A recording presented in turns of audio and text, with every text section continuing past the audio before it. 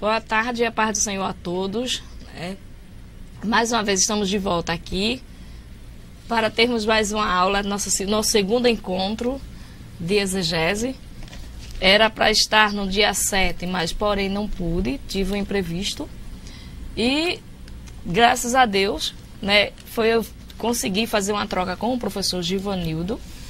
E hoje nós estaremos com o nosso segundo encontro da aula de exegese. Antes de começarmos, eu vou ler um versículo aqui, no livro de Salmos, de número 56, que diz assim: Tem misericórdia de mim, ó Deus, porque o homem procura devorar-me e me oprime, pelejando todo dia. Versículos 2. Os que me andam espiando procuram devorar-me todo dia, pois são muitos os que pelejam contra mim, ó Altíssimo. Então, vamos orar, pedir a graça de Deus para este encontro, para que Ele continue nos ajudando e nos orientando nessa tarde. Vamos orar. Pai bendito e santo, nós somos gratos por tudo, porque estamos aqui para juntos aprendermos, Senhor. Deus, fique conosco nesta tarde, com cada irmão em seu polo distinto. Deus nos oriente, nos capacite. Pai eterno, nós pedimos também pelos nossos familiares que estão em casa. Pai bendito, que Tu continue nos abençoando. Estenda Tuas mãos sobre nossas vidas, em nome de Jesus. Amém. Boa tarde, Luciana. Boa tarde, professora. Boa tarde a todos. Sejam bem-vindos a mais um sábado de aula. A dúvida, como de costume, envie para mim, que eu passo para a professora, através do Skype.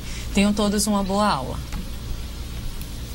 Bom, meus irmãos, nesse segundo encontro, nós estaremos utilizando, quem tiver seu interlinear, que esteja com ele, quem estiver também com seu texto bíblico também. Eu peço desculpas de antemão, porque eu estou um pouco gripada. Aí, se caso eu estiver lendo, porque também os irmãos não se preocupem, tudo corre quando a gente está um pouco adoentada, a gente fica meio que perdida, né? Vocês sabem. Espero que vocês compreendam. Então, vamos tentar refazer ou rever um pouco da nossa última aula para poder entrarmos na nossa aula de hoje. Eu lembro que eu pedi para que os irmãos lessem o livro o Evangelho de João, né? Capítulo 3. Aquele texto onde fala da passagem de Nicodemos, para que vocês fizessem a leitura para fazer delimitação, onde começa e onde termina o texto, certo? Vamos lá.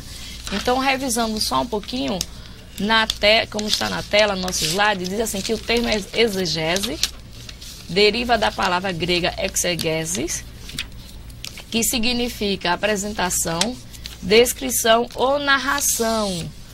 Narração no sentido de explicação e interpretação de um texto.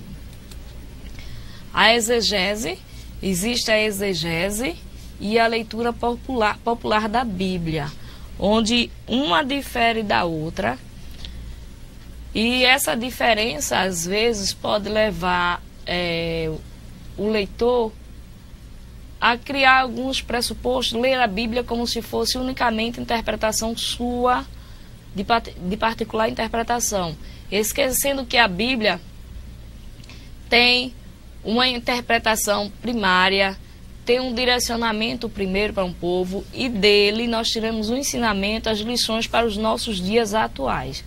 Então, a leitura bíblica popular, muitas vezes elas deixam vem a questão da prisão da letra. O que seria mais ou menos isso?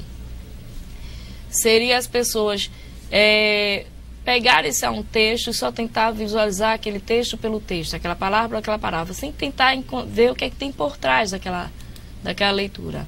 A dependência do saber alheio. Eu ouvi que era assim e já olho e já leio o texto com o olhar do outro, não procuro indagar, não procuro ler, buscar. Um exemplo bem prático é que a maioria de muitas pessoas dizem assim: o Senhor é o meu pastor e nada me faltará. Não tem esse "e", não tem essa conjunção de ligação aí. E é um exemplo bem prático, bem básico, que faz com que as pessoas, de tanto ouvirem recitar dessa forma, terminam repetindo, e outros até acrescentando textos que não existe a Bíblia, né? A outra, a ideologia dominante, ou seja, você tem que buscar conhecer. A Bíblia é um texto soberano, ela tem uma fala, ela tem um endereço, ela tenta atingir a divisão da alma e do espírito do homem. Ela tem um objetivo, é transformar vidas. Aí nós vimos também alguns referenciais metodológicos, que são esses referenciais. São formas como nós estudamos ou buscamos compreender e fazer uma exegese, certo? O primeiro método foi o método fundamentalista, que veio com o objetivo de retomar, de fortalecer a ideia do texto bíblico como soberano, as verdades bíblicas, como o nascimento virginal de Jesus, como a sua morte vicária, que ele veio ele sendo o filho de Deus. O outro método é o estruturalista, que analisa o texto bíblico pela sua estrutura. Como é que está o seu formato? Como é que ela veio sendo, como é que ela está sendo agrupada? E o outro método é o método mais usado, método histórico crítico, que busca a interpretação pela história e procura ver a criticidade do texto, ou seja, analisar que ano foi escrito esse texto, quem escreveu, qual é a validação, qual é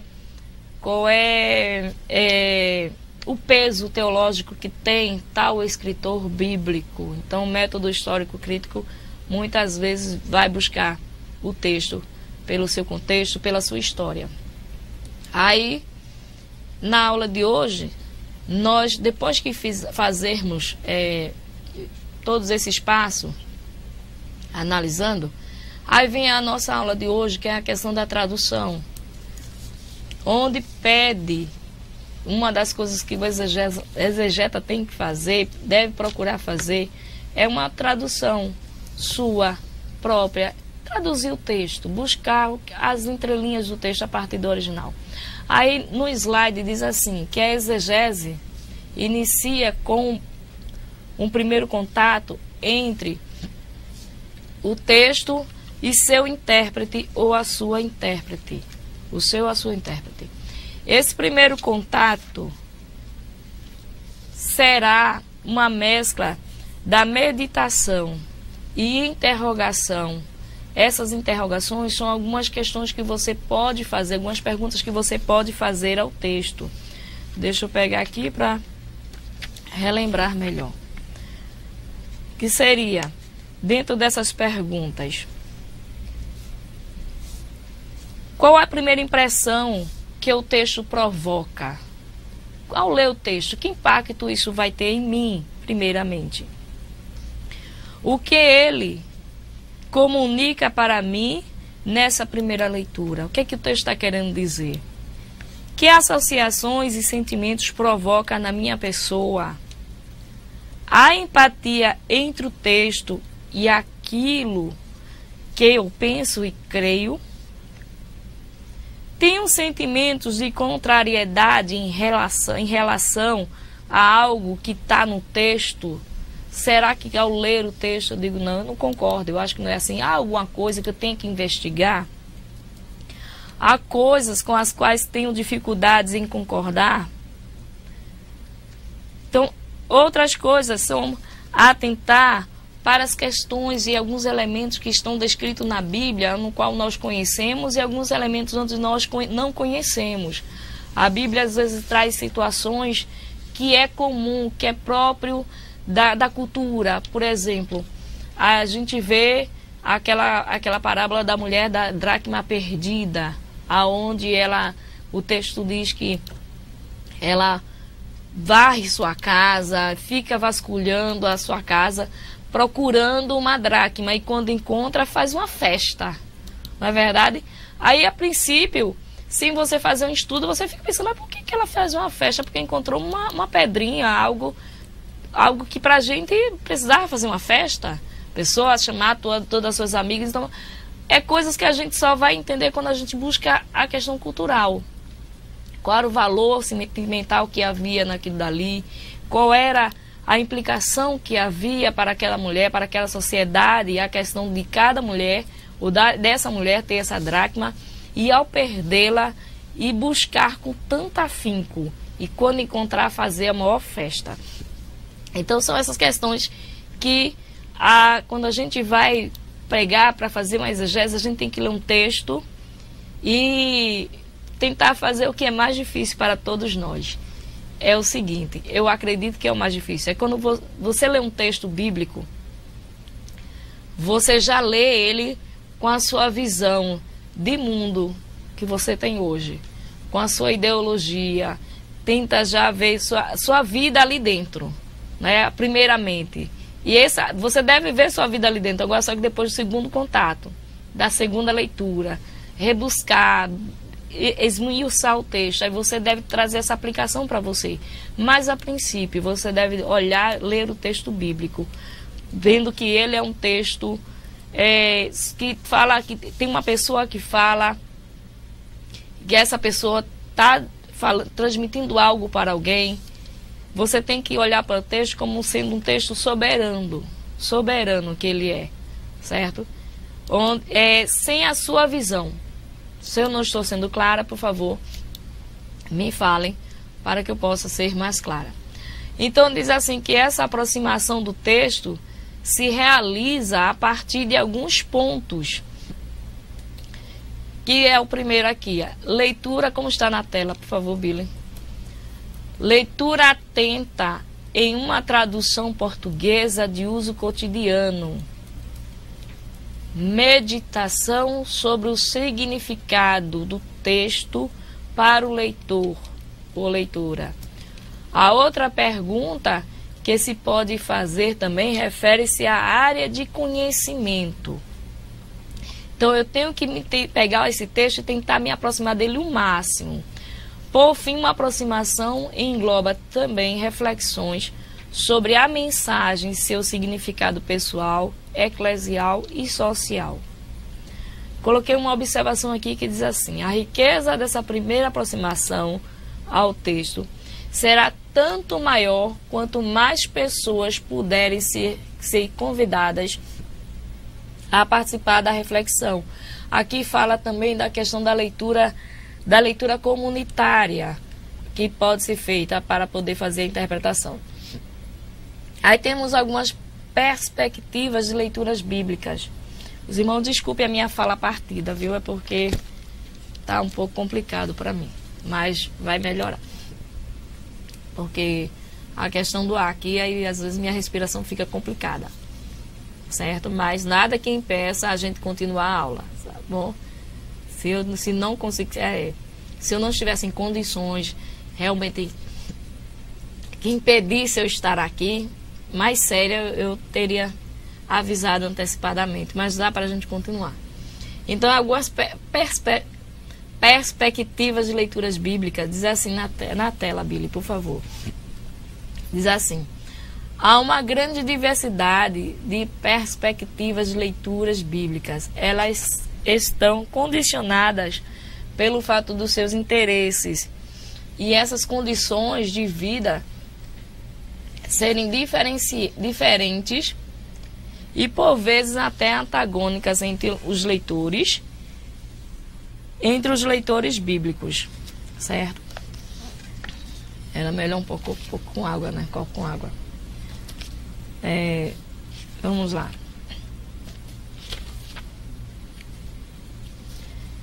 Entre os leitores bíblicos. Aí diz assim: todos nós intérpretes, certo? Todos nós, quando nos colocamos a interpretar, fazemos condicionado por uma farta e rica bagagem cultural na qual nós temos, como eu já falei antecipadamente. Temos uma tendência natural na nossa vida, ler um texto já com a nossa visão de mundo, com a nossa ideologia, tanto religiosa, tanto social, cultural. E por causa disso, existe hoje em dia vários textos, quando eu falo, são traduções, que são direcionadas, ou são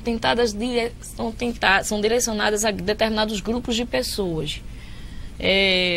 Vamos tentar exemplificar com algo que é bem mais próximo de nós. Por exemplo, Bíblia da mulher que ora, Bíblia da criança, Bíblia do adolescente.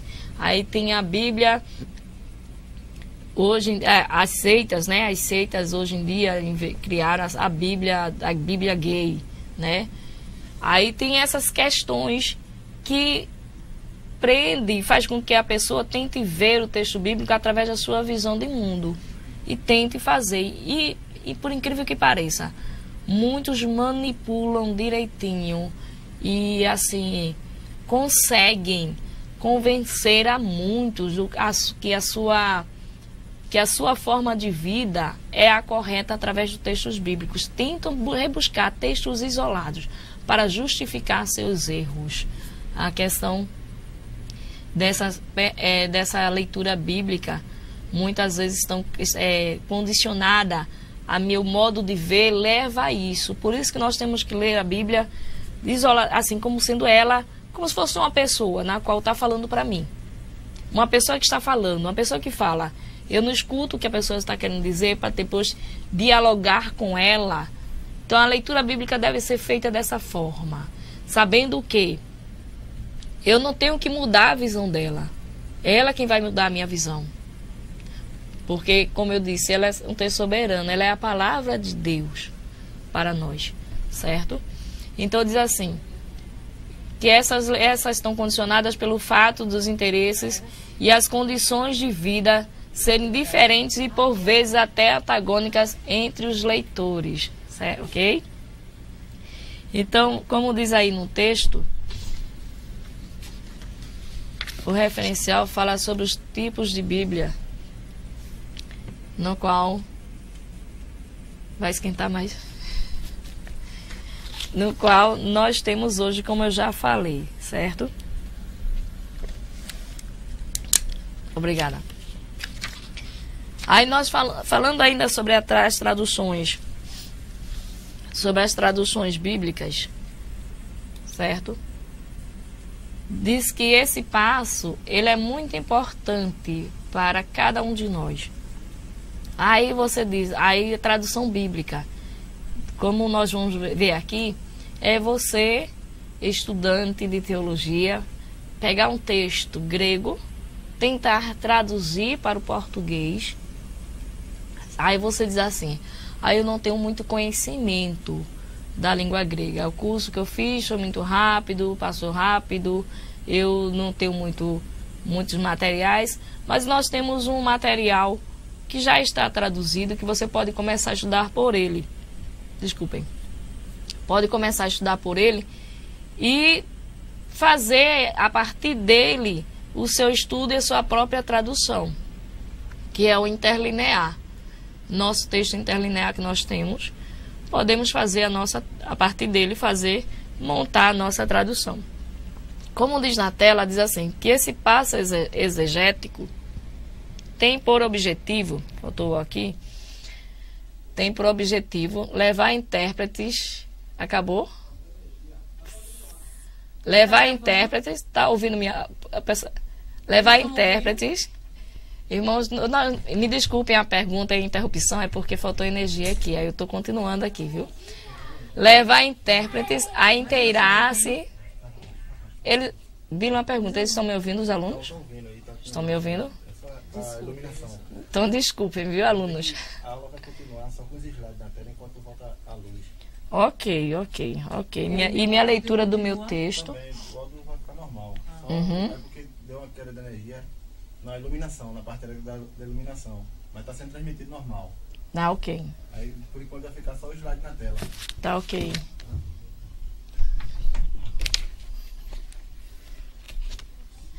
Aí disse assim, que esse passo exegético, ele tem por objetivo levar os intérpretes, né, a buscar seus próprios recursos. Caiu o satélite também? Caiu tudo.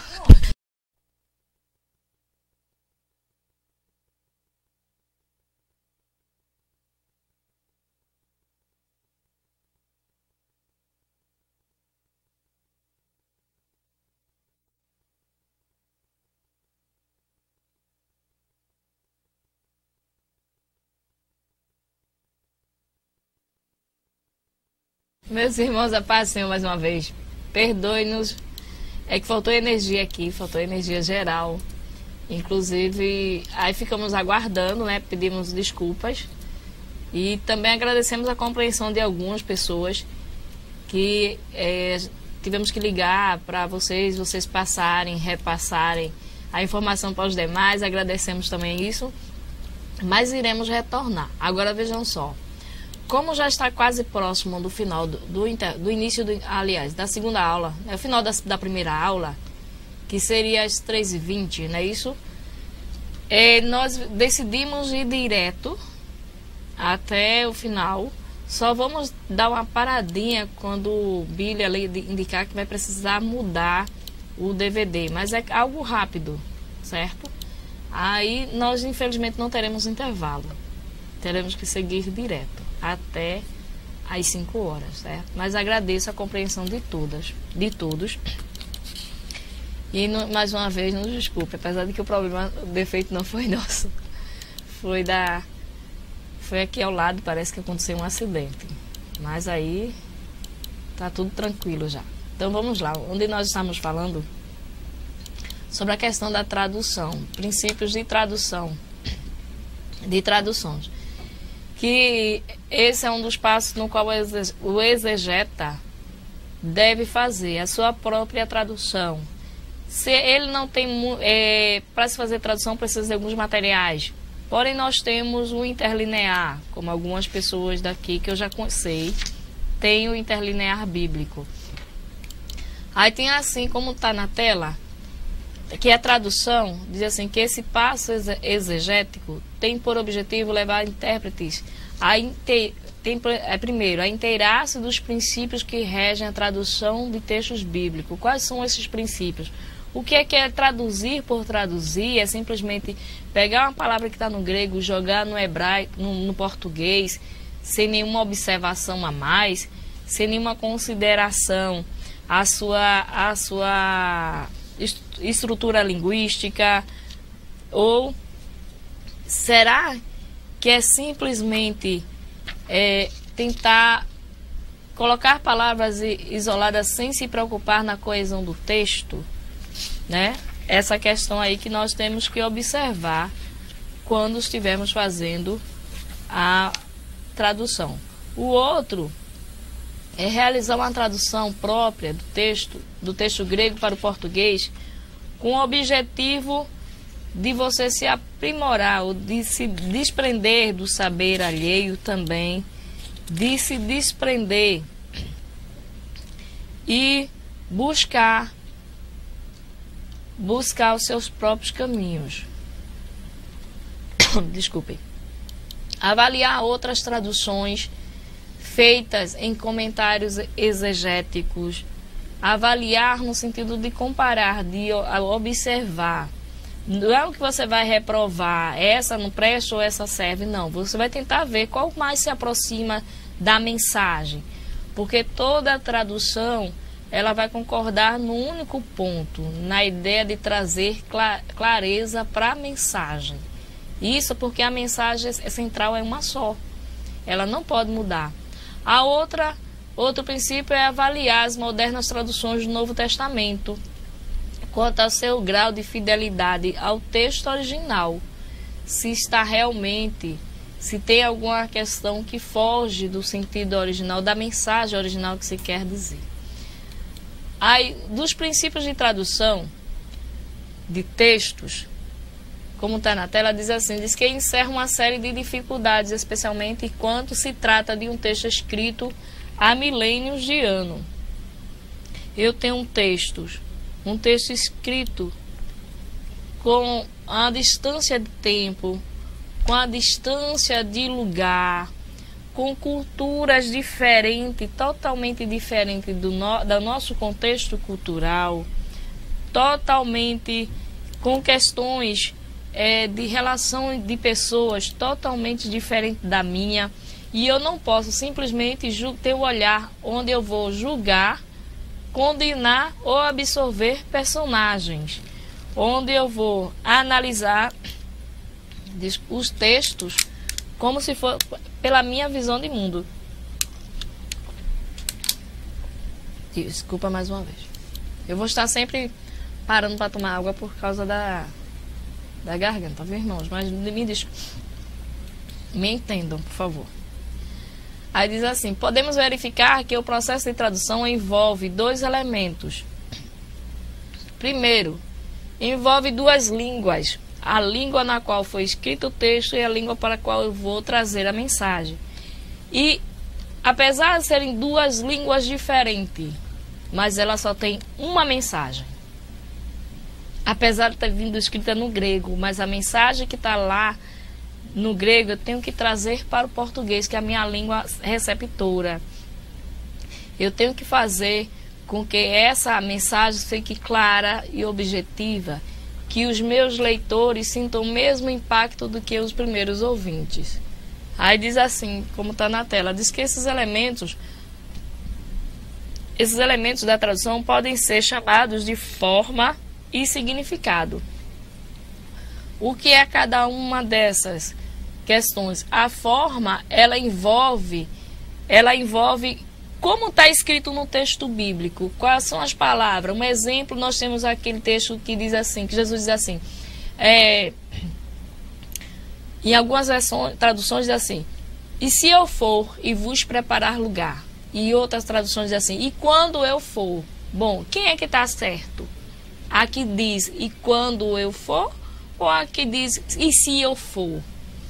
Aí nós vemos aí duas traduções, uma que busca a questão da forma de como o texto foi escrito e outra que busca a mensagem do que está dizendo ali. Porque no grego, a palavra que foi traduzida como se, que para nossa língua dá a ideia de condição, é a mesma palavrinha que eu traduzo ela como quando, dando certeza no português. Se e quando no português não tem o mesmo sentido, porém esse se e quando no grego, na palavrinha em grego, tem o mesmo sentido. An tem o mesmo sentido, tem o mesmo significado, porque o se de certeza o se de dúvida em grego já é um outro termo, não é o mesmo termo que está sendo usado ali no texto do Evangelho.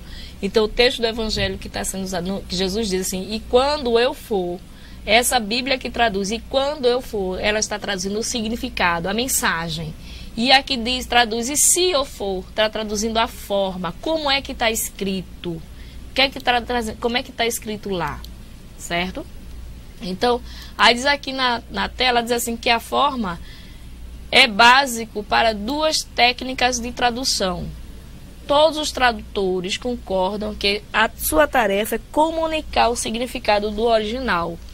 Nesse ponto não existe ou não pode haver divergência entre eles.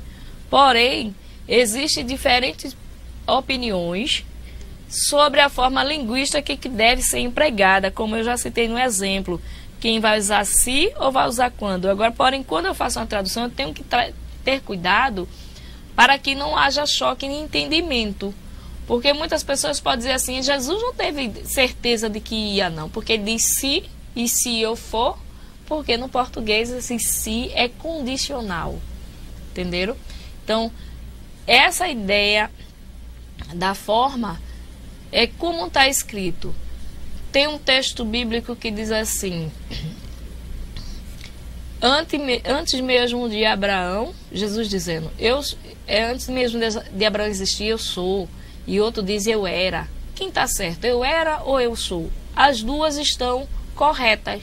Porém, um está preservando a forma e o outro a mensagem.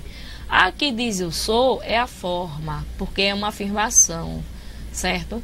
E a que diz eu era dá a ideia da mensagem de existência antes mesmo dele.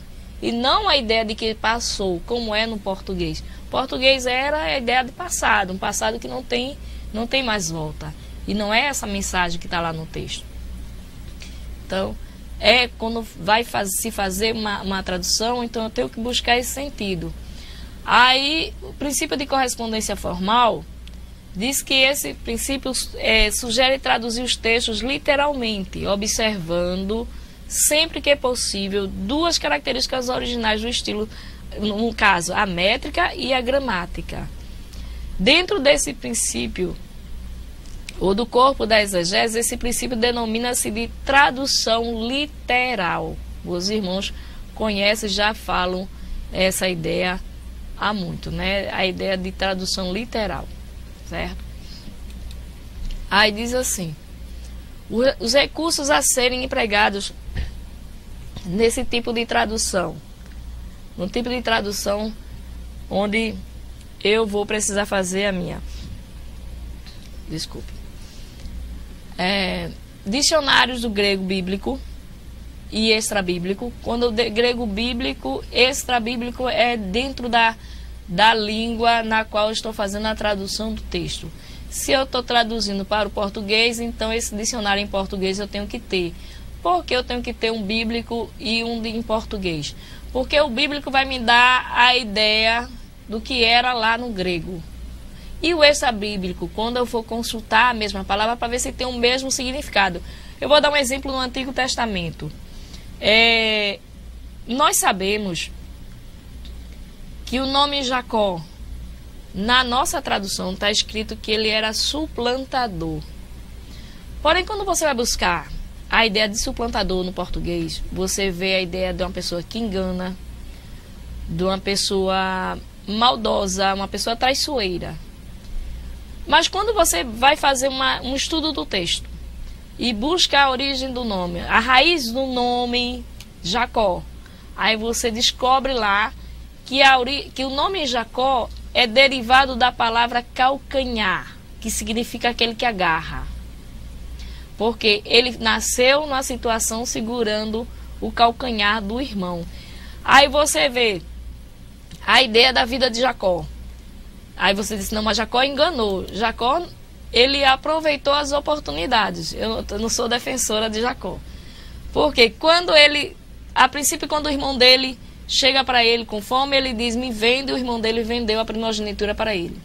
Com o pai dele, quem deu a ideia foi a mãe. Ele simplesmente aceitou. Ainda indagou, mãe, se meu pai me amaldiçoar, ela diz, recaia sobre mim.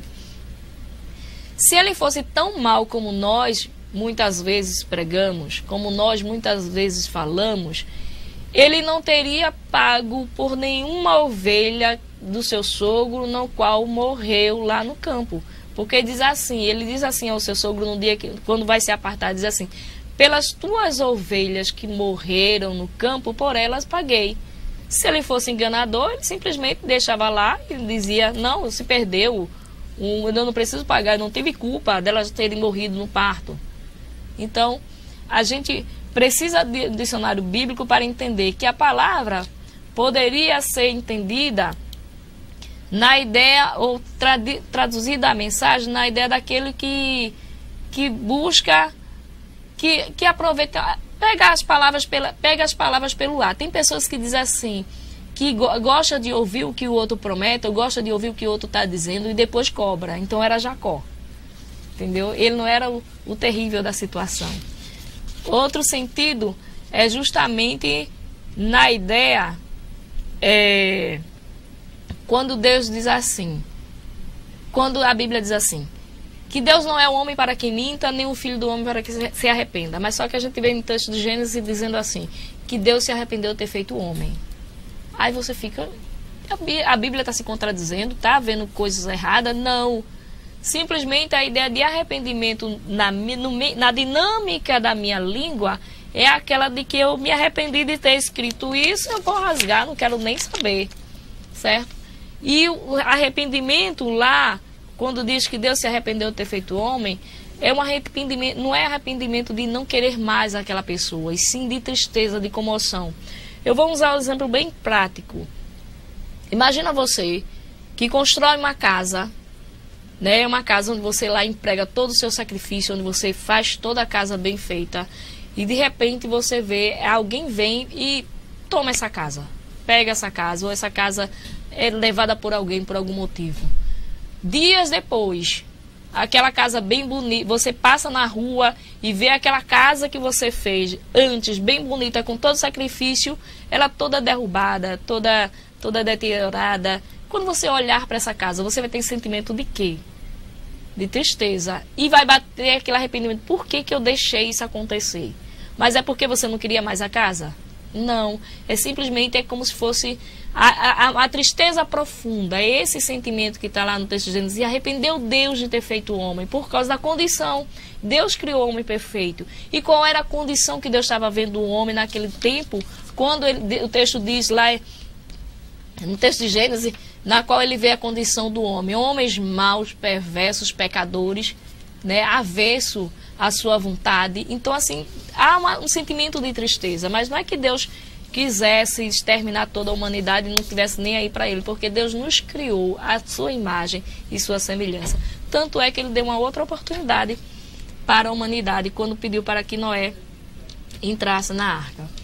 Aí diz assim, gramáticas do grego neotestamentário e da época intertestamentária. É agora? Aí, edições interlineares do Novo Testamento, certo? Edições interlineares do Novo Testamento. Vocês conhecem uma. É porque eu não passei para cá, mas existe um outro interlinear no qual ele é baseado no textos majoritários e ele é interlinear e ao mesmo tempo ele é analítico, no sentido de observar se aquela palavra é um verbo, se é um adjetivo, se é um substantivo. Ele faz toda essa análise, certo? Então, vocês podem adquirir. Só que esse não é como o nosso, mas ele traduz as palavras do grego para o português, igual esse que vocês conhecem da Sociedade Bíblica do Brasil. Aí, chaves linguísticas ou chaves gramaticais, são materiais no qual eu preciso para fazer a tradução. E qual é a vantagem disso? Qual é o proveito disso? Aí diz, primeiro, ela vai me familiarizar com o texto grego. E vai me ajudar até a aprender mais um pouquinho, porque toda vez que você vai lá no texto interlinear, tenta ler aquela palavra, pega a gramática e tenta colocar o som das letras, de cada letra, e fazendo a leitura, a junção de sílabas, lendo, você vai poder pronunciar a palavra. Você vai ter uma familiaridade. No início é cansativo, é trabalhoso, no início vai dar um desânimo, certo? No início vai ser mais ou menos assim, porque você vai esquentar um pouquinho a cabeça, mas depois você vai fazendo, você vai tomando gosto. E quando você tem desejo de aprender, vai dar todo esse desânimo, essa dor de cabeça, mas você vai conseguir superar, certo? Então ela vai me familiarizar com o texto, num texto base, no caso, o texto em grego. Ela vai mostrar que tradução implica, sempre que tradução implica também em interpretação. Por exemplo, cada pessoa que traduz a Bíblia, ela traduz com a sua visão do mundo. Não era para ser assim, mas ela faz isso. Você vê e com objetivos para atingir determinados públicos. Por exemplo, a Bíblia da mulher que ora. Tenta ali focar o quê? A oração, né? É uma tradução. A Bíblia dos testemunhas de Jeová, vamos dizer. Lá tenta buscar alguma coisa para que foque o sentido, apesar de que eles não usam o nosso texto bíblico por completo, que eles desconsideram algumas coisas, né? Então, outra coisa, ela aguça a nossa sensibilidade para o exame de outras traduções. A partir do momento que eu faço uma tradução eu vou comparar a minha com outra, vou comparar com uma outra, com uma terceira, para ver se onde eu errei, onde é que eu acertei, certo? Aí uma observação. É bom estar na tela essa observação que diz assim: por ser parte integrante do início da exegese, toda a tradução literal terá um forte caráter de provisoriedade. Ela necessitará de uma segunda tradução complementar ao final da exegese. Porque quando eu faço uma exegese uma tradução de um texto, eu vou pegar as palavras, a tradução das palavras pelo seu texto primário, pela palavra primária que vai estar lá no dicionário. Então eu preciso fazer uma segunda tradução, que é uma arrumação do texto, onde eu vou colocar, tentar amarrar, construir o texto com coerência, com coesão, para que possa ser montado e entendido pelas pessoas que vão ler esse texto, e para que elas possam sentir o mesmo impacto, para que eu primeiro possa sentir o mesmo impacto que o primeiro leitor. Agora, claro, eu vou fazer uma tradução. Não é que eu vou estar vendendo aí Bíblias por aí. Não é que eu vou fazer traduções para pregar só pela minha tradução, não. Eu vou fazer tradução para poder estudar melhor o texto, para poder me aprimorar melhor da mensagem, certo? É algo pessoal, é algo entre você e o texto que você está estudando. É algo com objetivo, é o que você vai tentar passar para outras pessoas. Não é comparações de pessoas para pessoas. Eu estou falando de texto bíblico. Não é que Almeida errou na sua tradução, não é que os autores, os outros demais tradutores erraram na sua composição da tradução, não. É simplesmente uma questão de entendimento mesmo. Porque quando a gente lê um texto, quando a gente busca... eu vou dizer uma coisa, eu tinha dificuldade de entender aquele texto. Um exemplo, um texto claro, da época, todo mundo... o Senhor, meu pastor, nada me faltará. Então, de tanto ouvir as pessoas repetirem que não vai faltar doença, que não vai faltar isso, não vai faltar aquilo, depois que você começa a pegar o texto e vai tentar buscar no original, fazer uma tradução e arrumar o texto, você vê que aquela palavra ali que está dizendo que nada vai faltar, não está se referindo às situações da vida, está se referindo à pessoa do pastor. Então, isso eu vi, claro, depois outras pessoas também ouviram, outras pessoas também começaram a pregar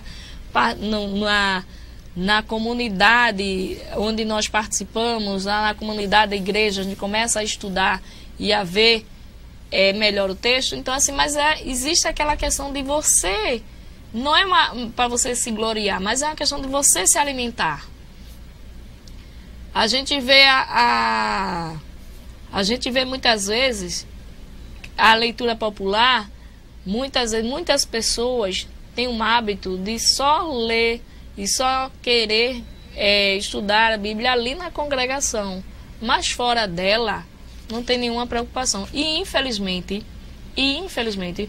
por causa de uma falta de conhecimento, que muitas pessoas acham assim: não, a Bíblia diz, abre tua boca que eu a encherei. Sim, mas estude também, porque a Bíblia diz assim, lá em Pedro recomenda assim, que você tem que estar preparado para responder a qualquer um qual é a razão da sua fé.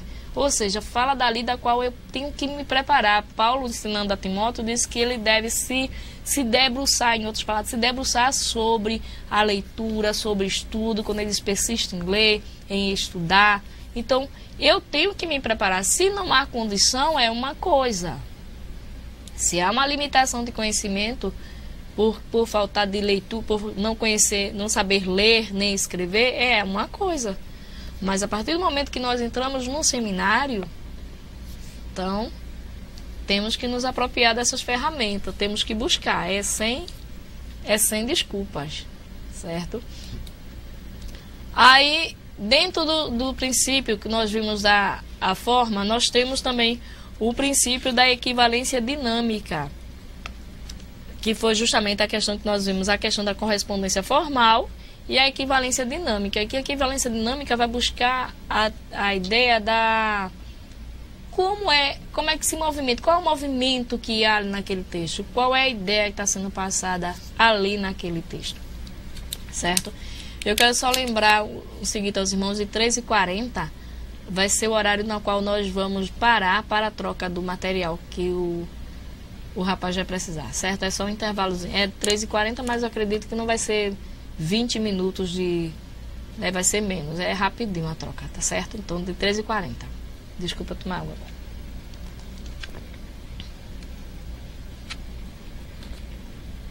Então, como diz na tela, o princípio de equivalência dinâmica, como vimos a tradução literal,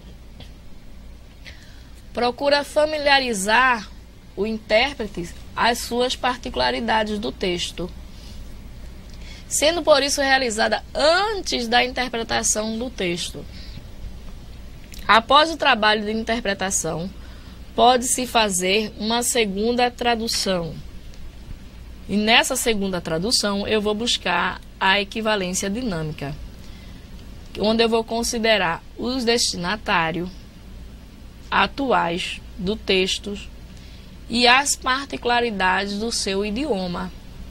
Se eu for traduzir, ou for dar um estudo, ou for falar para um grupo de pessoas que estão lá na Antártida, eu não vou para lá, mas claro, se um de vocês forem de repente pregar lá, aí de repente você vai lá, eles não têm certos conhecimentos de determinadas coisas. Por exemplo, lá não existe cavalo,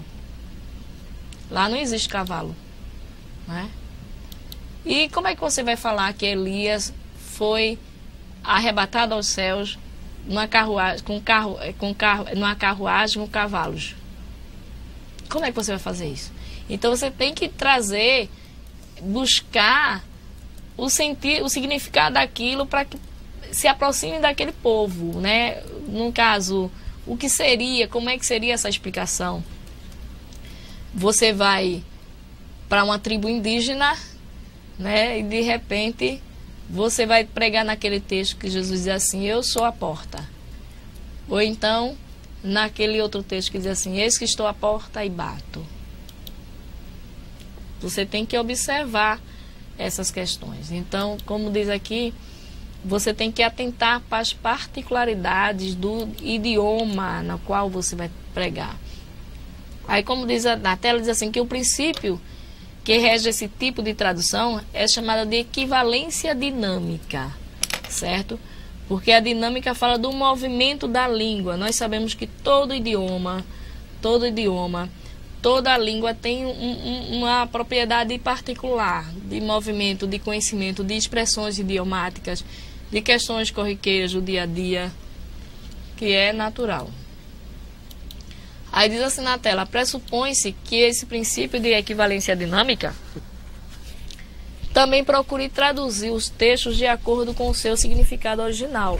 Entende-se, contudo, que a tradução fidedigna implique mais do que reprodução fiel do texto e dos conteúdos. Eu tenho que estar preocupada com o sentido do que o texto está querendo dizer.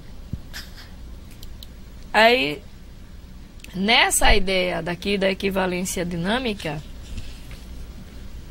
na equivalência dinâmica, eu tenho que buscar, além das particularidades do texto, eu tenho que buscar a mensagem que aquele texto está querendo traduzir para aquele pessoal e para os dias de hoje, que é a aplicação. Certo? Deixa eu ver aqui. O próximo diz assim, uma outra observação. O princípio da equivalência dinâmica trabalha com uma série de pressupostos. Para que a tradução seja acessível ao povo, é preciso que se tenha realizado uma exegese completa do texto. Eu não tenho que pegar um texto isolado. Eu tenho que buscar todo o contexto. Eu tenho que ler todo o texto. Simplesmente não é pegar um versículo isolar ele do seu contexto. Eu tenho que fazer toda a tradução, porque a ideia está no decorrer. Se eu ler o Salmo 23, mais uma vez, o Antigo Testamento, se eu ler o Salmo 23, se eu e meu pastor, nada me faltará, sem ler o que vem depois, aí eu vou trazer essa ideia errada de que está focando ali a questão da circunstância da vida e não o pastor.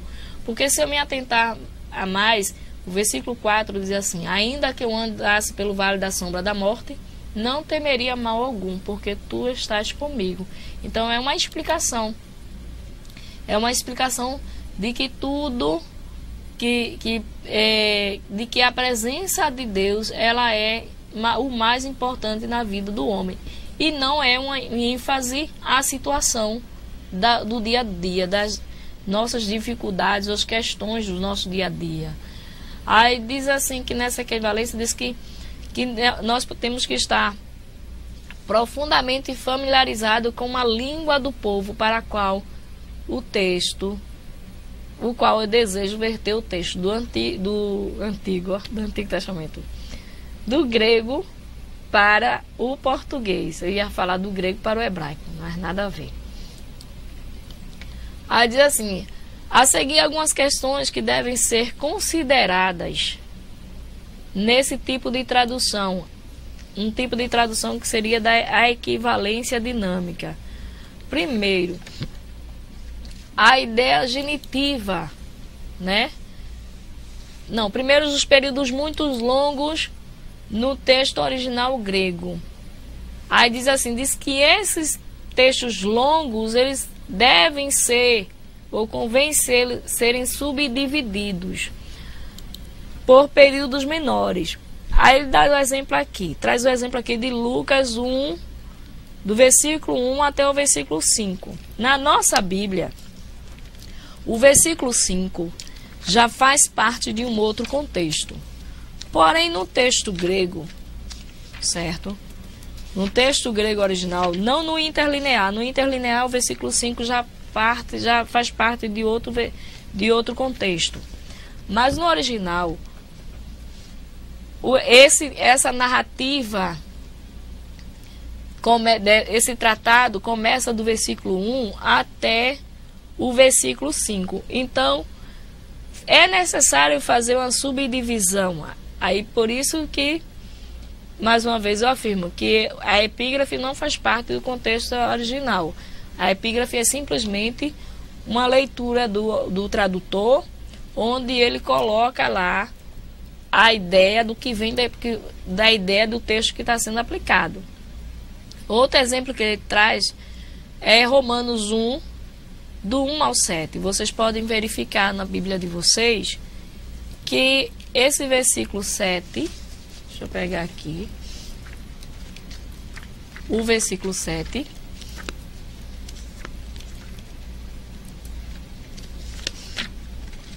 eu hoje trouxe minha Bíblia interlinear para ficar igual com vocês, certo? Não com todos, mas alguns que tem, que falaram outra. Do versículo 1 até o versículo 7, certo? É um período longo que pode ser abreviado. E nessa equivalência eu vou tentar transformar, ou pegar o significado de um texto total e diminuir.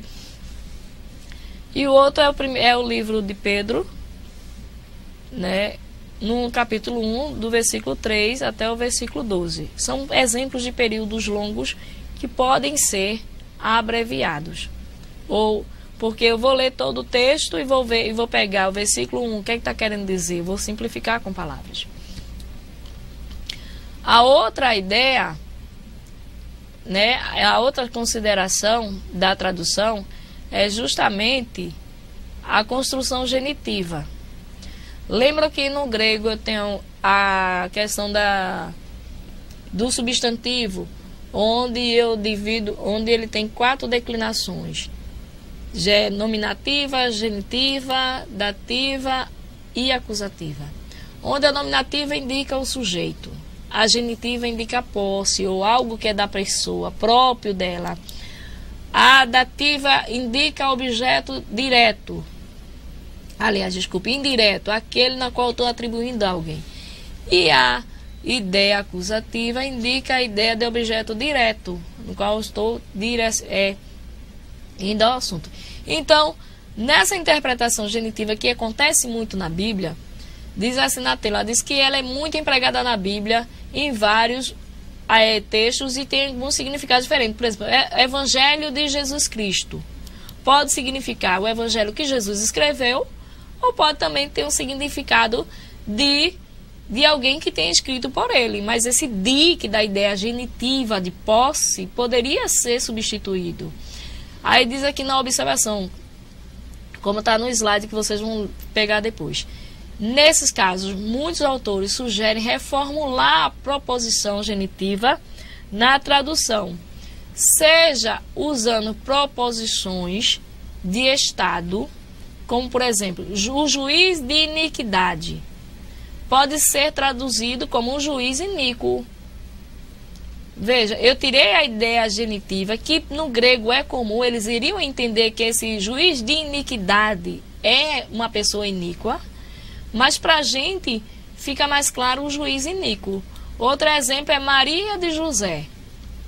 Para a gente ficaria melhor se fosse Maria, esposa de José. Pode fazer essa... Isso aí chama-se, na tradução eu tenho que atentar para esses detalhezinhos. Aí o outro diz assim, co-prisioneiro de mim. Billy, pode deixar na tela, porque aí eles vão acompanhando também. Co-prisioneiro de mim. Pode ser colocado prisioneiro junto comigo. Para mais uma vez, fica mais claro.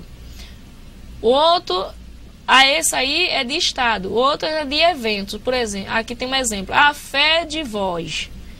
Pode ser traduzido como vós credes. O conhecimento de todo bem. Conhecem tudo que é bom. As obras de impiedade.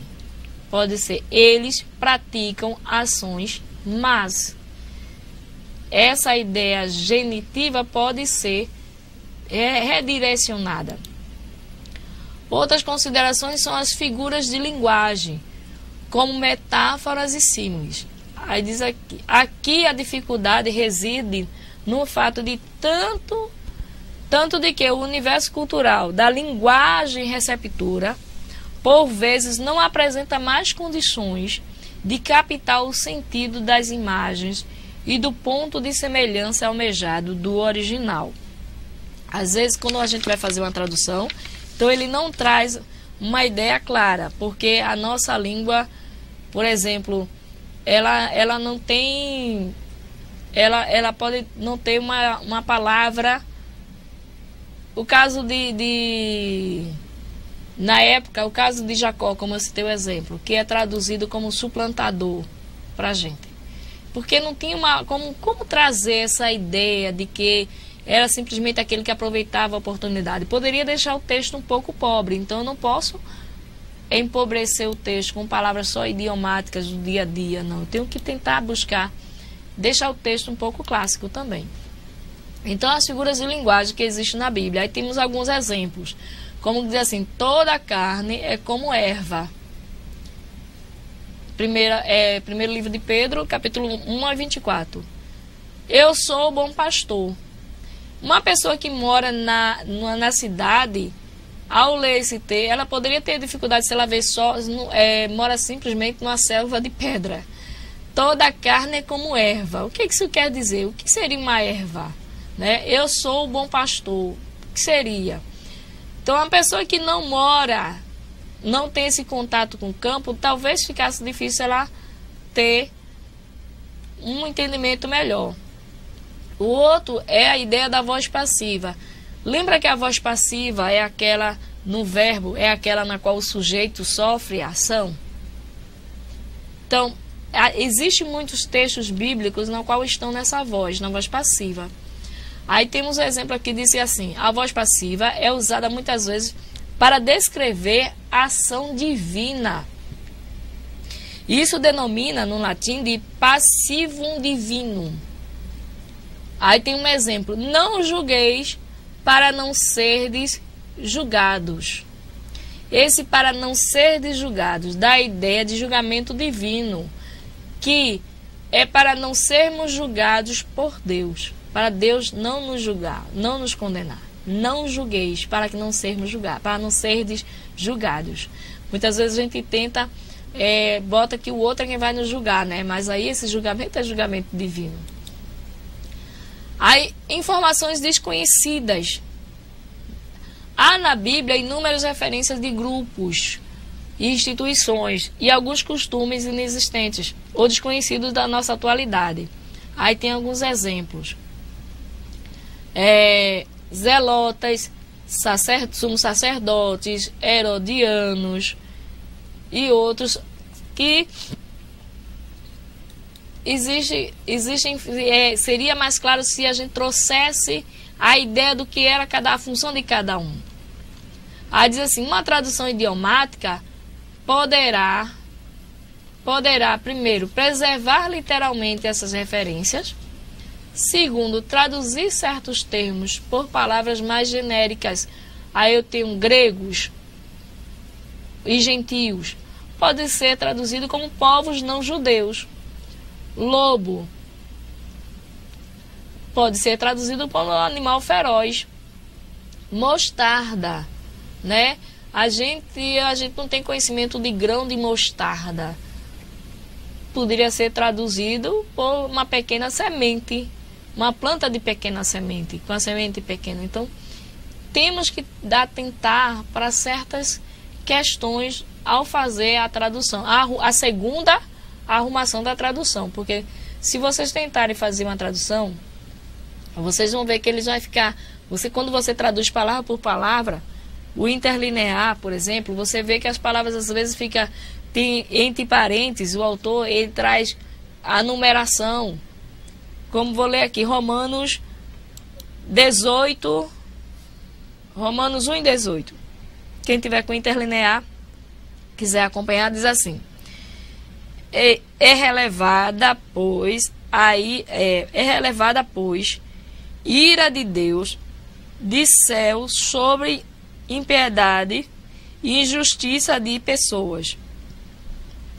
As verdade em injustiça que suprimem. Aí o autor, para arrumar, como diz aqui no texto de Almeida, está arrumado assim: a ira de Deus se revela no céu contra toda impiedade e perversão dos homens que detém a verdade pela injustiça. Então, a primeira tradução é essa daqui do grego, meia partida.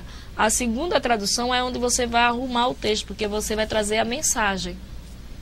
E nessa trazida de mensagem, você pode fazer substituições de alguns termos que são desconhecidos do povo, no qual você vai trazer a tradução. Agora, não deve fugir do sentido original. Não deve fugir do sentido de forma nenhuma. Certo? O outro é descrever a realidade indicada. Como, por exemplo, Jordão, rio chamado Jordão. Levita, judeu integrante de um grupo chamado levitas.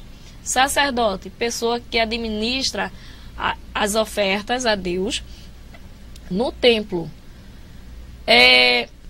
Outra é usar conceito culturalmente equivalente, com 1000 talentos, muitos milhões de reais, porque nós não conhecemos talentos. O que significaria talentos?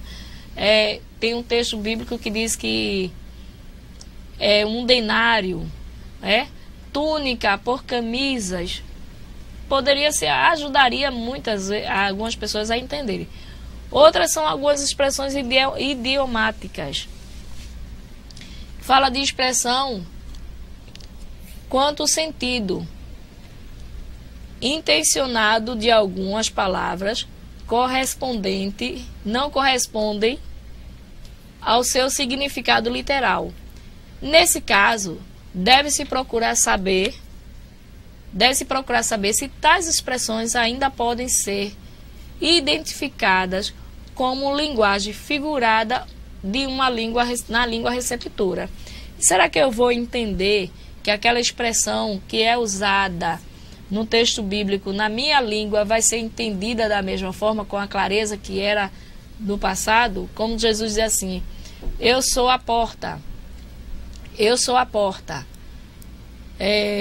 Eu sou a porta. Será que essa expressão vai ser entendida hoje? Bom, no nosso relógio, vai parar agora? Vamos ter um intervalo agora, não vai ser de 20 minutos, apenas 5 minutinhos, apenas para trocar o DVD e retornaremos em seguida.